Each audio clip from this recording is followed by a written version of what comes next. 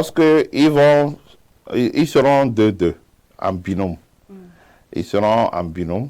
Il y a un qui a le smartphone qui collecte les données. Il y a l'autre qui a les moustiquaires. Nous avons essayé de concevoir des sacs. Nous avons pris les sacs de maïs. On a transformé ça comme un sac au dos dans lesquels ils vont mettre les moustiquaires. Et il y a aussi un agent. On a recruté des agents livreurs.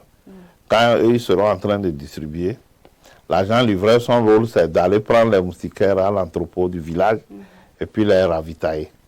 Donc, quand ils vont arriver dans le ménage, ils se présentent, ils saluent poliment, ils se présentent et ils vont se présenter, la raison pour laquelle ils sont là, et puis ils vont demander à connaître le chef ménage, le chef du ménage. On a défini le ménage, ce que c'est que le ménage. Le ménage, c'est des personnes, un groupe de personnes qui vivent ensemble sous le même toit et qui partagent un plat et qui reconnaissent l'autorité d'une personne qu'on appelle chef de ménage. D'accord? Mais une femme qui n'est pas mariée, qui vit avec ses enfants, automatiquement elle devient chef de ménage. D'accord? Et nous avons défini aussi les ménages comme si vous êtes dans une famille polygame, où il y a le papa, 4 femmes, chaque femme et ses enfants constituent un ménage.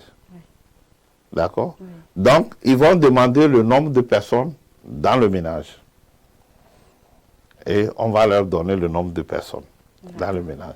Maintenant, ils vont demander le nombre de couchettes. C'est-à-dire que quand il fait nuit, ou bien quand vous voulez dormir, comment vous dormez. Que si c'est dans la chambre, non, on va dire, bon, c'est la chambre de telle personne, elle dort seule là-bas. C'est la chambre de madame, elle dort avec son petit, le nourrisson. Donc, déjà, on identifie comme ça les couchettes.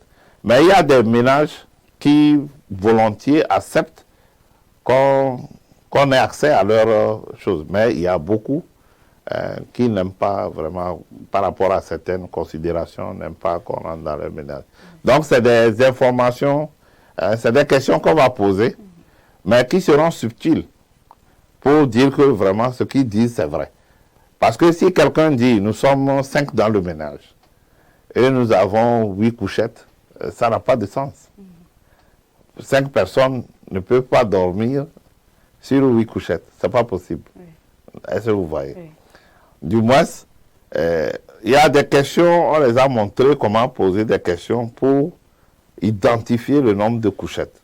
Et puis, comme ils seront dans le ménage, eux-mêmes, ils vont voir que vraiment, si on vous montre une chambre, on vous dit qu'ici, il y a 5 couchettes. Mais ça dit que vous allez réfléchir. On ne peut pas avoir 5 lits. Vraiment, est-ce que vous voyez?